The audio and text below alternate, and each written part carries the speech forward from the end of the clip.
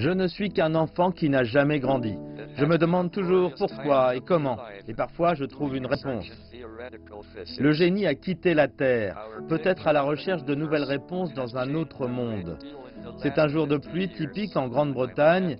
Des milliers de personnes étaient présentes devant l'église Great St. Mary de Cambridge pour rendre hommage au célèbre physicien anglais Stephen Hawking. La star de la science s'est éteinte à l'âge de 76 ans aux petites heures du 14 mars dans sa maison de la ville universitaire. J'ai travaillé pour lui pendant des années et je veux lui rendre hommage. Il était très handicapé, mais il a lutté et il a passé son handicap. Il prenait tout le monde en compte.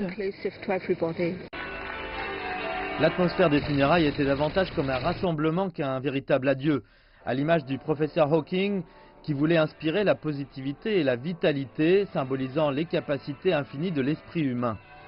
Quand Stephen Hawking a eu connaissance du mal qu'il affectait, les médecins ne lui donnaient pas 2 ans à vivre. Or, le scientifique a survécu plus d'un demi-siècle. Tous ceux qui connaissaient Stephen, tous ceux qui entraient en contact avec Stephen repartaient avec ce sentiment d'optimisme, car c'était un homme qui vous donnait du tonus. Il aimait à dire ne regardez pas par terre, regardez toujours vers le ciel et les étoiles. Et je pense que c'est quelque chose dont nous devrions nous rappeler. Il est trop facile d'être négatif, c'est trop facile d'être négatif. Stephen Hawking was never negative. Les théories de Stephen Hawking sur les trous noirs, la singularité et la théorie du tout semblent compliquées et très techniques.